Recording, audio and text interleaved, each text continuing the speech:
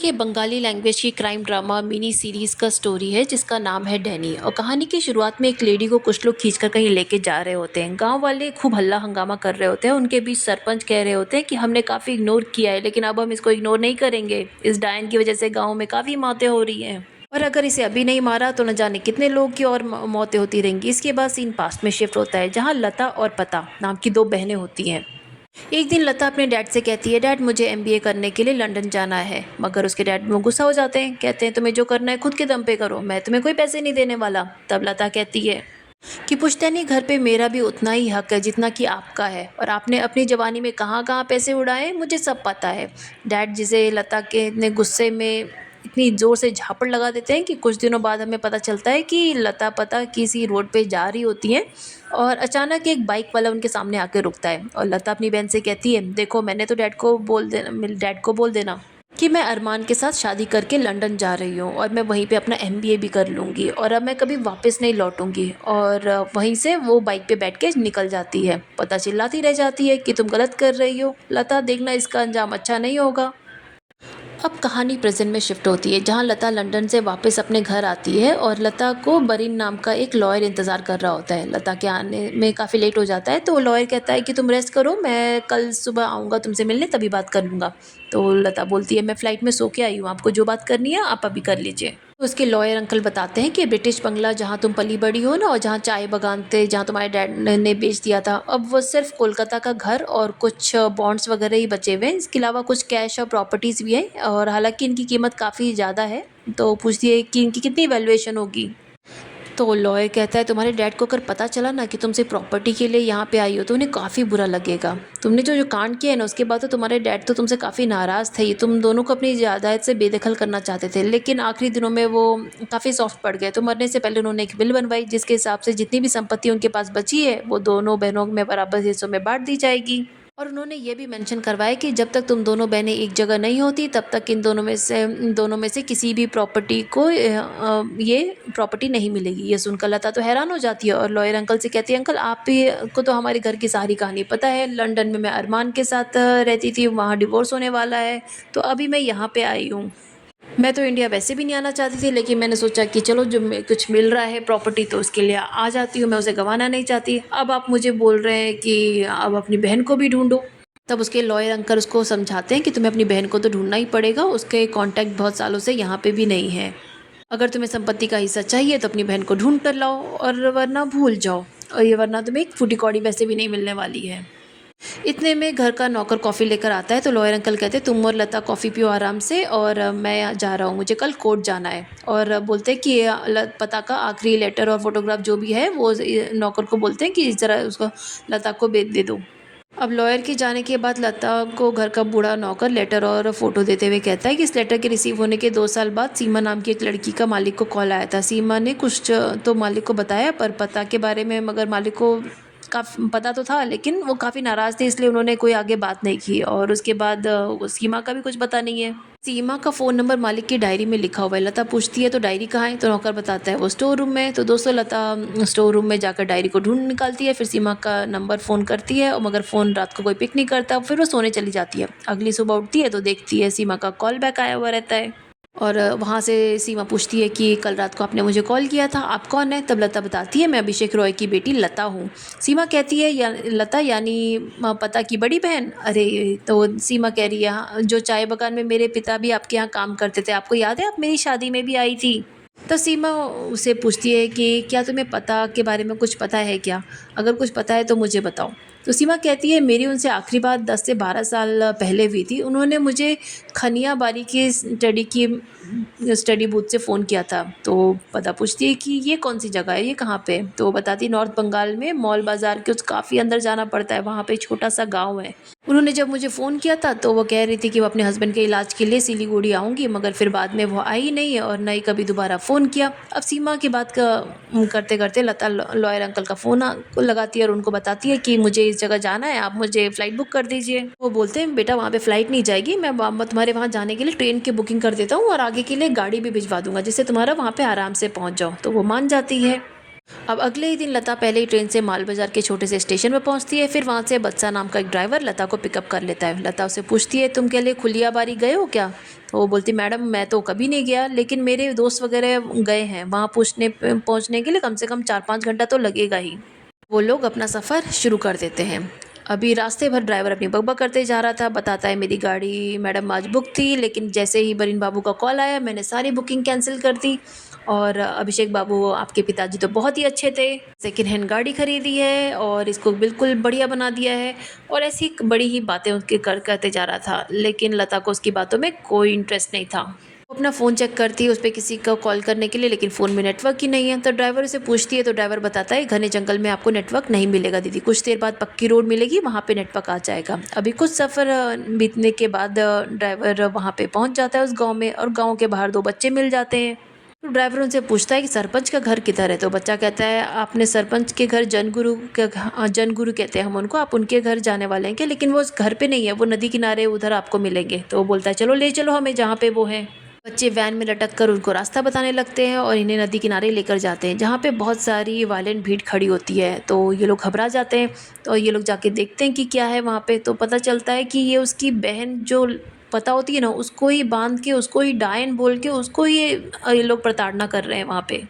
और वो अपनी वैन भीड़ के अंदर घुसा देता है, और लता काफ़ी हिम्मत करके वो जाके अपनी बहन को छुड़ा के गाड़ी में लगे डाल के फिर गाड़ी से वो लोग चलने लग जाते हैं। अब हमें पास्ट का सीन दिखाई जाता है, जिसमें बरीन अभिषेक रई को समझा रहा रहता है कि उस औरत के साथ तुम्हारे नाजायज़ संबंध थे, इस बारे में सबको पता है, और उस औरत की मौत हो गई है। अब तो उस तुम दोनों की एक बेटी भी है जो अब अकेली पड़ गई है। तुम सिर्फ बेटी को अपना लो, बस लोग यही चाहते हैं, बाकी वरना लोग बहुत बवाल करेंगे। उसको अपने घर में बेटी बना के रखो या नौकरानी बना के, वो नहीं पता, लेकिन उसको लाके अपने घर में रखो, तो ही लोग शांत होंगे। तभी अभिषेक राय की वाइफ कहती है कि आप उसको इस घर में ले आइए, मैं समझूंगा, मेरी एक नहीं मेरी दो दो बेटियां हैं। तो वाइफ तो अपनी सौतन की बेटी को रखने को मान जाती है, मगर लता का मूड ख़राब हो जाता है। उसे देखना भी नहीं चाहती थी। ये भी साथ में लता थोड़ी बहुत नफ़रत भी करती रहती है पता से। और लेकिन समय के साथ दोनों जब बड़े होते रहते हैं तो दोनों में थोड़ी दोस्ती हो जाती है, और पता काफ़ी शांत स्वभाव की लड़की होती है, तो वो ज़्यादा लता को तंग भी नहीं करती है। तो दोनों काफ़ी अच्छी सहेली जैसे बन जाती हैं।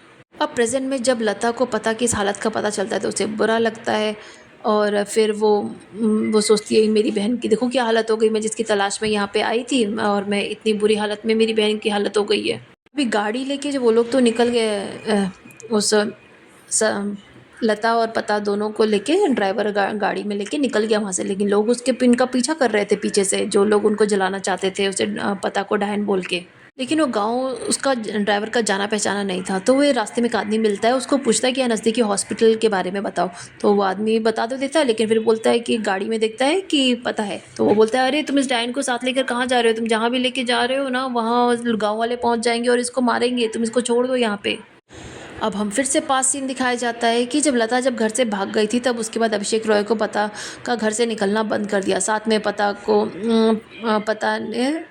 पता ने अरमान और लता के अफेयर के बारे में डर की वजह से अपने डैड को कुछ नहीं बताया। अब अभिषेक रॉय का कहना था कि एक बेटी तो घर से भाग गई है, दूसरी घर से भागने नहीं चाहिए, तो उन्होंने उसकी शादी फिक्स कर दी मुखर्जी के छोटे बेटे के साथ। और जो घर का नौकर गोविंद होता है ना, उसको रख दिया होता है कि पता का एग्ज़ाम बाकी है, तो तुम इसको साथ में कॉलेज लेके जाओगे और साथ में वापस लेके आओगे, ताकि वो किसी और लड़के से बातचीत वगैरह ना कर पाए, ना ही किसी से मिल पाए। लेकिन अब पता को उसके नौकर गोविंद से ही प्यार हो जाएगा। एक दिन ना दोस्तों, गोविंद खाना सर्व कर रहा होता है, तो अभिषेक रॉय देखते हैं कि गोविंद के हाथ में उनकी बेटी का टैटू बना हुआ है। बस इसके बाद तो गोविंद की खूब पिटाई करते हैं, कहते हैं जिसको पहरेदारी के लिए रखा वही चोर निकला, और गोविंद को काम से निकाल देते हैं। इसलिए गोविंद अगले ही दिन अपने गांव जाने के लिए निकलता है, पर पता उसके पास आती है और बोलती है, मुझे भी साथ लेके चलो। बस अब उसके साथ उसके गांव चल पड़ती है साथ में। अब प्रेजेंट में केस शिफ्ट होता है, और यहाँ हम देखते हैं कि पता को जख्मी हालत में हॉस्पिटल लेके आ जाते हैं, और डॉक्टर जब उसको देखते हैं बुरी घायल है, तो वो एम्बुलेंस वाले को फ़ोन करो, क्योंकि बोलते हैं ये तो बड़े हॉस्पिटल लेके जाना पड़ेगा, यहाँ पे तो इसका नहीं होगा, क्योंकि गांव में तो काफ़ी ओल्ड नर्स वगैरह हैं। लेकिन करंटली थोड़ा बहुत उसको देखने के लिए उसको वो लोग एडमिट कर लेते हैं उस वक्त के लिए। और लेकिन एक नर्स होती है, वो उसी गाँव की होती है, वो कहती है ये तो डायन है, अगर इसको इसका इलाज किया तो गाँव वाले हमें भी मार डालेंगे, इसको नहीं करना है इसका इलाज। लेकिन वो डॉक्टर पढ़े लिखे होते हैं, इन सब बातों पे यकीन नहीं करते। वो ड्राइवर को कहती है कि कॉल करके सारी बातें अपने लॉयर अंकल को बता दो। एक्चुअली लता ड्राइवर से कहती है कि कॉल करके सारी बातें लॉयर अंकल को बता दो कि यहाँ पर नेटवर्क नहीं होता है, तो मैं नर्स से तब तक बात करती हूँ। तो जाके वो बाहर जाके नेटवर्क ट्राई करने लगता है। इधर डॉक्टर भी फर्स्ट एड देते हैं और नर्सेज हॉस्पिटल को बोलते हैं कि सब खिड़की दरवाजे बंद कर दो, कि क्या पता गांव वाले आ रहे होंगे इसको देखने के लिए। और वो बोलते हैं कि ऑपरेशन थिएटर भी रेडी करो, इसका थोड़ा बहुत छोटा मोटा ऑपरेशन इसका करना पड़ेगा। अभी ये सब चीज़ें चल ही रही होती है कि वहाँ पे गाँव का मुखिया जो होता है वो वहाँ पे आ जाता है और वहाँ पे आके धमकी देने लगता है कि तुमने हमारे गाँव की डायन को तुमने बंद करके रखा हुआ है। गाँव का जो मुखिया होता है, जिसे लोग जन गुरु बोलते हैं, वो ड्राइवर की गाड़ी पे चढ़ जाता है और कहता है कि देखो मैं मेरा और ड्राइवर को भी धमकी देता है कि तुम बाहर आके लड़की को हमें दे दो और यहाँ से और चले जाओ यहाँ से। तो ड्राइवर बोलता है मेरा इसमें कोई रोल नहीं है, तुम प्लीज़ मेरी गाड़ी से उतर जाओ। तो लेकिन जनगुरी के लोग क्या कहते हैं, वो उसकी गाड़ी को ही आग लगा देते हैं। ड्राइवर को आता है गुस्सा, परेशान हो जाता है कि तुमने मेरी गाड़ी को क्यों आग लगाई, तुम्हें तो इनसे मतलब था। और वो जनगुरु को मारने के लिए हॉस्पिटल का गेट खोलने के लिए चाबी मांगता रहता है, लेकिन उसको लता समझाती है कि ये लोग तुम्हारी वीकनेस का फ़ायदा उठाने की कोशिश कर रहे हैं, इस झांसे में मत फंसो। तभी ड्राइवर बच्चों की तरह रोने लगता है, कहता है मेरी गाड़ी उसने जला दी, गाड़ी मैंने कमाई करके मैं अपना पेट पालता था उससे, अब मैं क्या करूँगा आगे। तब लता ड्राइवर को प्रॉमिस करती कि मैं तुम्हें नई गाड़ी दे दूँगी, इससे भी अच्छी दूँगी। उधर जनगुरु का बेटा अस्पताल के पिछली खिड़की से हॉस्पिटल के अंदर घुस जाता है। वो नर्स को पहले थोड़ा सा धौंस दिखाता है और बेरहमी से पीटने लगता है। तभी लता को पता चलता है कि जनगुरु का बेटा हॉस्पिटल के अंदर है, तो वो उसको उसके गले पे चाकू रख के और जनगुरु को बोलती है कि अगर तुम लोग यहाँ से नहीं गए तो मैं तुम्हारे बेटे को मार दूंगी। तो जनगुरु ये बोलता है कि मेरे बेटे को कुछ मत करना, हम लोग तो कुछ टाइम में चले जाएंगे। और वो बोलती है कि हमें एक एम्बुलेंस चाहिए ताकि हम शहर में जाके हम इसका इलाज करा सकें, और किसी ने कोई भी गड़बड़ी की तो इसका नतीजा ये होगा कि अंदर श्याम अपनी जान से जाएगा। उधर नर्स जो अंदर जख्मी नर्स मिली रहती है ना, वो अपने साथी को रिहा कराती है और शाम की नींद के इंजेक्शन देकर उसे बेहोश कर देती है ताकि अंदर कोई प्रॉब्लम ना क्रिएट करे श्याम। अंदर लता डॉक्टर को बताते हैं कि हमें पेशेंट की सर्जरी तो कर दी है, मगर उसको काफ़ी ब्लड लॉस हुआ है, इसके लिए हमें खून की ज़रूरत है। तब लता अपना ब्लड देती है और उसके बाद वो जनरल वार्ड में रेस्ट कर रही होती है। तब वहाँ पे एक बूढ़ा पेशेंट होता है, तो वो सारी चीज़ें पता चलती है वहाँ से। वो बताता है कि 15 साल पहले जब इस गांव में शादी करके ये आई थी ना, तो गांव वालों में खुशी की लहर थी कि हमारा गोविंद शहर कितनी सुंदर लड़की लेके आया है। और हमें पता चलता है कि गोविंद के घर वालों ने रीति रिवाज से उन दोनों की शादी करवा तो दी थी, और नई दुल्हन को देखने के लिए गोविंद के घर पूरा गांव आया। काफ़ी भीड़ जमा हुई। उसी भीड़ में जनगुरु भी था। उसकी नीयत खराब थी पता के ऊपर, और साथ ही वो गोविंद से काफ़ी जलने भी लगा था कि इस गरीब के पास इतनी सुंदर बहू कैसे मिल गई। बाद में अपनी शादी की फ़ोटो खिंचवाने के बाद अपने घर वालों को लेटर भी लिखती है पता, और बताती है कि मैंने गोविंद से शादी कर ली है, इस गलती के लिए माफ़ कर दीजिए।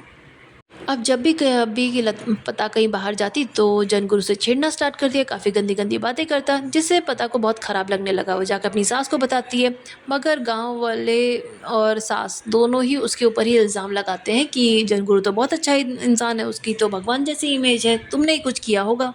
अभी प्रेजेंट में लता को जब अपनी बहन के ये सब एक्सपीरियंस के बारे में पता चलता है, वो काफ़ी रो पड़ती है। तो उसे नर्स से किसी बहस करने की आवाज़ आती है, तो जाके देखती है कि एक आदमी प्रेग्नेंट वाइफ को ठेले पे लेकर आया है और नर्स को बोलता है कि प्लीज़ दरवाज़ा खोलो, मेरी बेबी की डिलीवरी होने वाली है। और नर्स से दरवाज़ा नहीं खोल रही होती है। नर्स कहती है कि यहाँ माहौल सही नहीं है, आप लोग कहीं और चले जाइए, हो सकता है आपकी बीवी और बच्चे दोनों की जान खतरे में हो सकती है। लेकिन तभी लता वहाँ पे आती है, वो बोलती है कि नहीं, इन लोग को आने दो पीछे के दरवाजे से, और पीछे के दरवाजे से उन लोग को अंदर ले लेती है। वही लता कहती है कि मैं ज़रा डॉक्टर को बोला बता के आती हूँ, तब तक आप इस प्रेग्नेंट लेडी का अपना ख्याल रखिए। वो नर्स को उसके पास छोड़ के चली जाती है। लेकिन जैसे ही वो जाती है, जो प्रेग्नेंट औरत होती है ना, वो जनगुरु की बेटी होती है। वो अपने भाई को छुड़ाने के लिए यहाँ आती है, नर्स का गला रेत देती है और भी चौकीदार जो भी रहता है उन सबको भी मार डालती है। शाम की बहन मौनी ये खुद प्रेग्नेंट होती है, इसलिए अपने भाई को छुड़ाने के लिए अपने प्रेगनेंसी का कंडीशन का फ़ायदा उठा के यहाँ पे हॉस्पिटल के अंदर घुस गई होती है। और जब डॉक्टर ओल्ड लेडी के साथ लता के साथ वापस लौटते हैं उस प्रेग्नेंट लेडी को देखने के लिए, तो देखते हैं वहाँ काफ़ी सारा खून गिरा हुआ है और नर्स की लाश भी पड़ी है। और ड्राइवर भी वहाँ आता है, पूछता है ये सब क्या हो गया। तो ओल्ड लेडी जो जान थोड़ी बाकी थी, वो बताती है कि भाई वो प्रेग्नेंट औरत उसकी बहन है और वो उसको जाके ले गई है। जो प्रेग्नेंट औरत थी ना मौनी, वो अपने भाई एक बेहोश भाई को व्हीलचेयर पे बिठाकर अपने साथ पीछे की तरफ से ले जाती है। पीछे के दरवाजे पे जाके वो कुंडी भी लगा देती है, मानिए मतलब बाहर से बंद कर देती है। लेकिन तभी उसका वाटर ब्रेकेज हो जाता है, यानी अब उसकी कुछ देर में उसकी डिलीवरी होने वाली है। अभी लता मौनी को समझाती है वहाँ पे आके कि तुम्हें मेडिकल हेल्प की ज़रूरत है, तुम हॉस्पिटल के अंदर आओ, तुम्हारी बच्चे की डिलीवरी अभी होगी। लेकिन वो नहीं मानती। तब ड्राइवर छत पर चढ़ता है, वहाँ से खिड़की से कूदकर बाहर से जाके दरवाज़ा खोलता है और उसको हॉस्पिटल के अंदर लेता है और श्याम को भी हॉस्पिटल के अंदर ले लेता है। और तभी मौनी का हस्बैंड देख लेता है कि उसको हॉस्पिटल में वापस अंदर लेके जाया जा रहा है, तो वो बहुत ज़ोर से चॉपर फेंकता है और चॉपर लता को लगने की बजाय उसकी वाइफ मौनी को ही लग जाता है। अब पास्ट में वापस दिखाते हैं कि जब अभिषेक रॉय जब दूसरी बेटी को लेके आते हैं, तो उनकी जो पत्नी करंट पत्नी होती है वो उसको काफ़ी पसंद करती है बच्ची को और काफ़ी प्यार से रखती है। उसका पहले नाम लड़की का नाम लाली होता है, जिसको बदल के वो अपनी पहली बेटी से मिलता जुलता नाम उसका रख देती हैं, जैसे लता और पता। लेकिन कुछ टाइम बाद ना उन्हें कोई बीमारी हो गई थी और डॉक्टर के पास कहना था कि इनके पास अब बस 8-10 महीने ही बाकी हैं। तब अभिषेक रॉय कहते हैं कि लड़की तो बहुत ही ख़राब ही है लगता है। ये पहले इसने अपनी माँ को मारा, अभी इस माँ के पास ही इसका ख़्याल रखने लगी, तो ये दूसरी माँ को भी ये मारने मतलब मरने पे हो गई है, कोई बीमारी आ गई है इसको। अब करंट में पता चलता है कि अपने पति के चॉपर की वजह से मौनी की जान चली जाती है, मगर डॉक्टर उसके बच्चे को सही सलामत पेट से निकालने में कायम हो जाते हैं। सीन फिर से पास्ट में शिफ्ट होता है, जिसके बाद हम देखते हैं कि शादी के काफ़ी टाइम बाद गोविंद की वाइफ यानी पता प्रेग्नेंट नहीं हो रही थी, तो गांव वाले उसको बोलते हैं कि अपनी बहू को जन गुरु के पास लेके जाओ और वो गोद सूनी कर देंगे, मतलब सूनी गोद भरी कर देंगे। मगर पता को तो पता था कि जनगुरु की नीयत अच्छी नहीं है, तो इसलिए जाने से काफ़ी डर रही थी। लेकिन गोविंद उसको समझाता है कि तुम चलो, अगर कुछ गड़बड़ रहेगी तो मुझे बता देना, मैं बाहर ही खड़ा रहूँगा। वो जाती है और फिर वहाँ जाके वो देखता है कि वो हवन वगैरह करने लगता है और फिर पता के कपड़े भी उतारने लगता है, जिसे डर कर वो झोपड़ी से बाहर आ जाती है और सभी को बताती है कि मेरे कपड़े उतार रहा था हवन के बहाने। तो ये पाखंडी है। अब पोल खुलते ही जनगुरु सबके सामने ऐलान कर देता है कि ये कोई औरत नहीं, डायन है, तभी इसे कभी संतान का सुख नहीं दे पाएगी। गोविंद जनगुरु की बातों में नहीं आता है और भगवान के किसी चमत्कार की उम्मीद कर रहा होता है, मगर ऐसा उल्टा ही होता है। पहले गोविंद पिता की मौत हो जाती है और फिर उसके बाद एक-एक करके उसके और परिवार वालों की भी मौत हो जाती है। अब गोविंद के घर वालों की मौत ऐसे होते देख के जनगुरु को तो बहाना मिल जाता है, वो सबका ज़िम्मेदार पता को ठहरा देता है और जबकि गोविंद को बताती है, उनको पता बताती है कि सबकी तबीयत ख़राब चल रही है, बुखार है, ये वायरल फ़ीवर है, लेकिन कोई मानता नहीं है। अब गाँव वाले भी गोविंद को दबाव बनाने लगते हैं कि तुम अपनी वाइफ़ को घर से निकाल दो, मगर गोविंद तो उसे बहुत प्यार करता है। वह जनगुरु के सामने हाथ जोड़ता है, बोलता है मेरी बीवी को मैं घर के अंदर रखूँगा, बस आप लोग उसका चेहरा मत देखिएगा, बस आप लोग उसे गाँव से मत निकलवाइए। अब गोविंद क्या करता है, पता को रूम में लॉक करके रखता है। ऐसे कुछ दिन गुजर जाते हैं, फिर गोविंद की भी तबीयत ख़राब हो जाती है, तो पता पास में के ही तो पता के पास में जाकर कि मुझे दूसरे गाँव में जाना है। पता को समझाने भी लगता है कि मेरे परिवार के सारे लोग मर गए हैं, अब मैं भी बीमार हूँ, हो सकता है मैं भी मर जाऊँ, मुझे तुम्हें इस गाँव में लाना ही नहीं चाहिए था, मेरा पूरा परिवार भी ख़त्म हो जाएगा, अब तुम्हारा ख़्याल कौन रखेगा? तो पता बोलती है नहीं, ऐसा तुम चिंता मत करो, यहाँ के डॉक्टर से तुम ठीक नहीं हो पा रहे हो, हम तुम्हें दूसरे गाँव के डॉक्टर लेके जाएँगे और शहर लेके जाएँगे सिलीगुड़ी। रात के अंधेरे में गोविंद को वो अपने साथ लेके जाती है और खुद घूँघट कर लेती है और दूसरे गाँव के डॉक्टर के पास अपने हस्बैंड को बताती है कि भई ये सब प्रॉब्लम है। तो वो डॉक्टर बताता है कि इसकी बहुत ही खतरनाक बीमारी है, ये किसी जानवर की वजह से आपको ये बीमारी पड़ी है। तो बताती है हाँ भाई, हमारे घर में भेड़ पालते हैं। तो वो डॉक्टर बोलता है कि ये बीमारी भेड़ से ही फैल रही है, काम कीजिए आप क्यों किसी हॉस्पिटल में लेके जाइए, वहाँ का मैं आपको बता देता हूँ।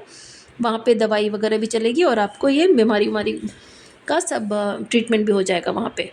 तब पता पास के किसी एसटीडी बूथ में जाती है, वहाँ सीमा को कॉल करके कहती है कि मेरे हस्बैंड की तबीयत ख़राब है, डॉक्टर ने कहा है कि सिलीगुड़ी के हॉस्पिटल में एडमिट करना होगा, तो मुझे पता है कि तुम्हारी शादी सिलीगुड़ी में भी है, तो क्या तुम मेरी मदद करोगी? मैं वहाँ पे कुछ टाइम आके रह सकती हूँ तुम्हारे साथ और अस्पताल में एडमिट करा सकती हूँ अपने पति को।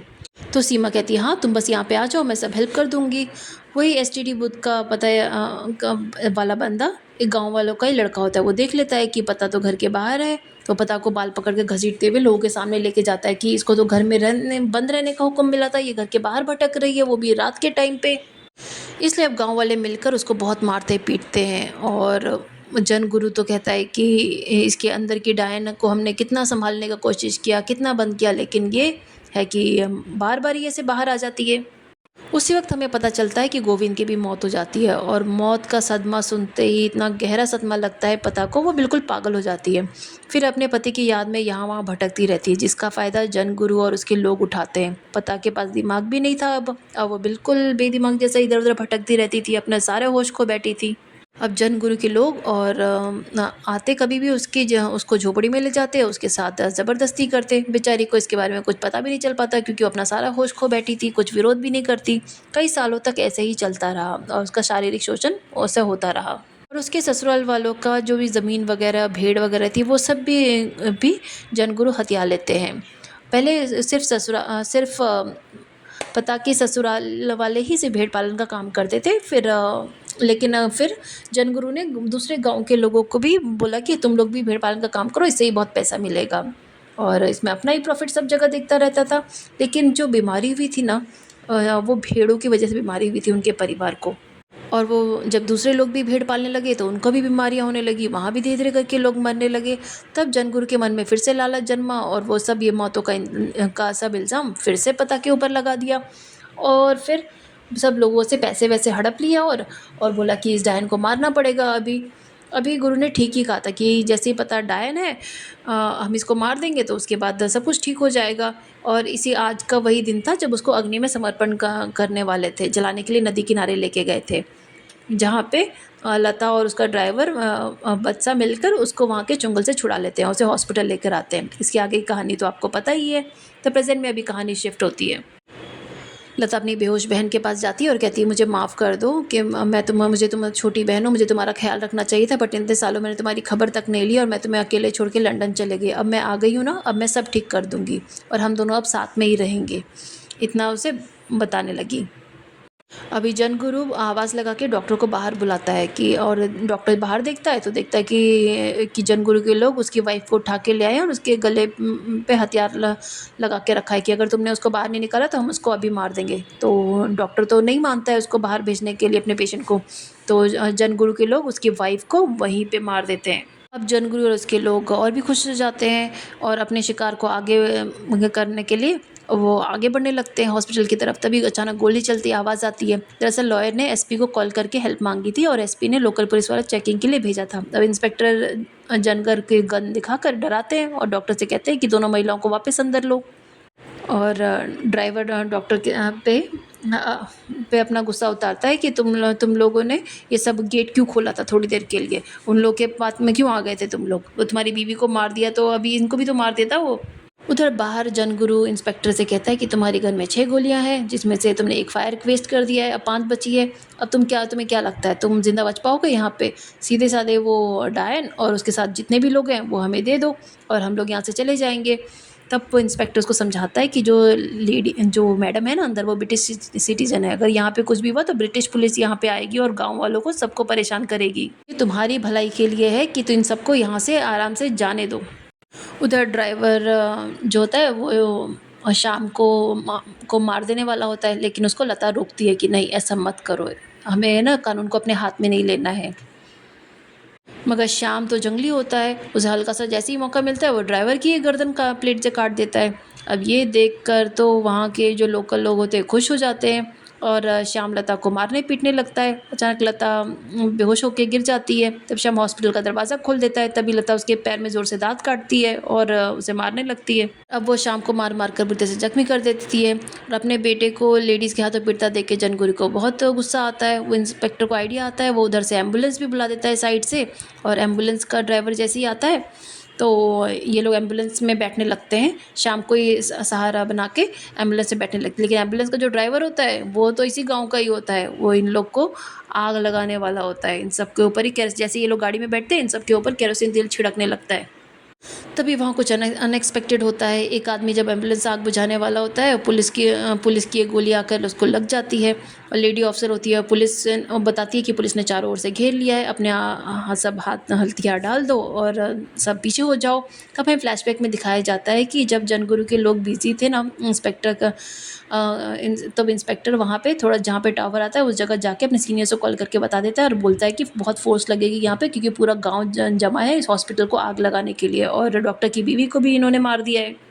और इसी तरह पुलिस की बड़ी टीम आ जाती है पूरी तैयारी के साथ, जिसके बाद लता और पता दोनों बच जाती है। बस अफ़सोस ये होता है कि ड्राइवर नहीं बच पाता और डॉक्टर की वाइफ़ होती है, उसकी भी जान चली गई होती है। अब पुलिस सब आदमियों को अरेस्ट कर लेती है। इधर जनगुरु भी होता है, वो काफ़ी चिल्ला रहा होता है कि मुझे अरेस्ट कर लो, लेकिन मेरे खिलाफ़ गवाही कौन देगा? ये इस पूरे गाँव में कोई नहीं जो मेरे खिलाफ़ गवाही दे। तभी लता पुलिस की गन छीन लेती है और उसको मारने के लिए जैसे ही हाथ आगे बढ़ाती है, तब तक देखती है कि ये डॉक्टर ने उसके गर्दन पे स्टैब कर दिया है। अब पुलिस डॉक्टर को भी अपने हाथ में पुलिस थाने ले जाती है। अब यहाँ पे दिखाते हैं कि ये सब मामला थोड़ा शांत हो गया है और अब हम लता को अपनी बहन के साथ एम्बुलेंस में बड़े हॉस्पिटल जाते हुए देखते हैं और रास्ते में पता को होश भी आ जाता है तब तक। तब लता उसे बताती है कि मैं तुम्हारी बड़ी बहन लता हूँ। मैं चाहती थी कि मैं हमेशा तुम्हारा ख़्याल रखूँ और मैं वैसा कर नहीं पाई, लेकिन अब मैं हमेशा वही करूँगी और हम दोनों बहनें हैं और हम दोनों को अब कोई जुदा नहीं कर सकता। एक दूसरे को देखकर दोनों स्माइल करती हैं और मूवी यहीं पे ख़त्म हो जाती है।